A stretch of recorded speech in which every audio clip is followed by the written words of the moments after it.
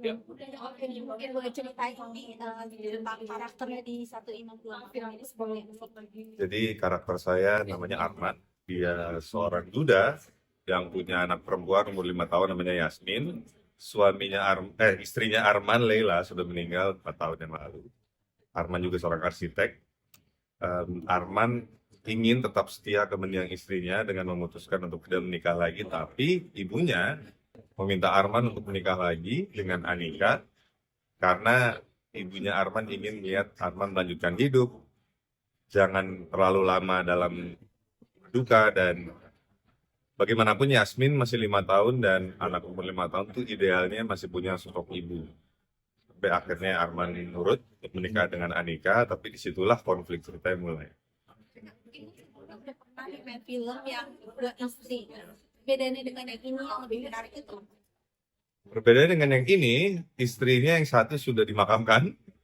Jadi bagaimanapun menjalani hidupnya dengan satu istri, tapi kalau ditanya hatinya, dia hanya ingin tetap setia ke mendiang istrinya sih, udah nggak mau nikah lagi. Jadi kalau misalnya sampai Arman meninggal pun dia tetap sendiri, itu dia udah siap gitu. Cuma ya karena ada permintaan dari ibunya aja yang membuat dia nurut dan menikah lagi dengan Anika. Arman tahu bahwa Anika ini memang perempuan yang baik juga. Arman tahu bahwa Anika bisa jadi istri yang baik, bisa jadi ibu yang baik, tapi hatinya nggak bisa dibohongi bahwa dia itu masih sangat mencintai Lela dan belum bisa mengikhlaskan kepergiannya. Mungkin dalam cerita ini juga ada game humor kan tadi antara Tika sama Arman. Ya. Nah, mungkin seperti apa sih visualisasinya? Memvisualisasikannya sih mungkin bisa kelihatan dari penampilan ya, bahwa memang Arman dan Anika ini bisa dibilang jarak umurnya cukup jauh gitu. Dan cara berpikir juga kelihatan bahwa laki-laki umur Arman itu biasanya memang cenderung tertutup gitu, ngomong seadanya. Tapi Anika sebagai perempuan muda tuh gak sabar gitu atau nggak tahan kalau hanya dapat informasi sepotong-sepotong dan harus bertanya supaya dia bisa paham. Ini sih kayak pendekatan mereka juga sama ada nggak sih? Karena beda juga tadi yang dibilang game usianya ya. Iya, jadi walaupun kami punya pengalaman syuting bareng sebelumnya, tapi di sini kan suami istri ya. Sebelumnya kan ada kakak. Jadi memang butuh pendalaman yang lebih intens. Karena romance ini kan salah satu justru acting yang sulit ya. Bagaimana penonton bisa merasakan memang ada sesuatu di antara mereka. Nah, makanya waktu latihan syuting film ini aku nanya ke Manda bahwa kan umur kita lumayan jauh nih. Kalau misalnya aku jomblo, kamu jomblo, dan aku mendekati kamu nih, cowok yang umurnya jaraknya jauh, kamu itu masih terbuka atau udah membatasi diri? Nah, kalau membatasi diri, itu akan terlihat nanti di aktingnya, bahwa sebenarnya gua tuh nggak mau punya hubungan dengan laki-laki yang umurnya sejauh ini gitu. Cuma karena Manda bilang umur menurut dia nggak masalah ya jarak umur. Nah, menurut aku itu penting untuk maju ke tahap berikutnya untuk pendalaman dan akan membuat aktingnya akan lebih luas dan lebih menjiwai sih karena dia tidak ada masalah dengan konsep itu. Jadi misalnya kalau ada yang tipe enggak, gue cuma ngebatasin cowok gue paling tua cuma 5 tahun lah, nggak boleh lebih.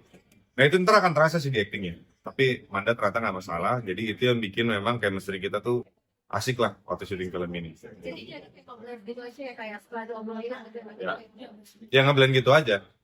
Karena memang nggak ada masalah lah, nggak ada penolakan nih dideketin cowok setua ini gimana gitu. Itu kebuka aja. Jadi ya lebih ngeblend. Itu perbedaan jarak yang ada. Bisa dibilang jadi itu Gen X terus ada Gen Y. Ini milenial loh, percaya nggak percaya. Serius, milenial tahun angkatan pertama banget. 82 gitu. Ini kan ada Gen X, Gen Y, Gen Z sampai apa betengnya. Tanggapannya gimana sih kan kayak Gen itu?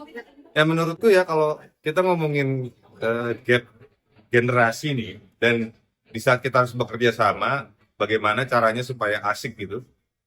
Menurutku mau nggak mau, yang lebih tua memang mau menurunkan bukan menurunkan ya, mau lebih mencoba mengerti karena kita pernah semudah mereka. Mereka belum pernah setua kita. Jadi memang harus kita yang lebih sabar dan lebih pengertian sih untuk memahami pola pikir mereka tuh sekarang seperti apa gitu. Mau dibilang eh, aneh kek, kita dulu juga waktu muda yang di atas kita bilang kita aneh. Ya itu sih, kalau aku memang harus lebih berjiwa besar untuk mau eh, mengerti mereka, pola pikirnya seperti apa, karena aku udah pernah semuda mereka, mereka belum pernah setua aku. Geng beta sendiri yang kami karena itu tuh bakalan jauh lebih pintar dari geng SMP nggak sih? Nggak tahu, tapi seharusnya atau idealnya sih iya ya, karena mereka lahir di mana akses informasi itu lebih mudah. Kita mau cari informasi apapun, ilmu apapun tuh lebih mudah. Jadi harusnya mereka lebih berwawasan lah gitu. Tinggal motivasi dirinya sih. Apakah mereka yang rajin untuk belajar hal-hal baru atau pemalas, itu aja sih. Tapi harusnya dengan mudahnya akses informasi, harusnya mereka lebih pintar.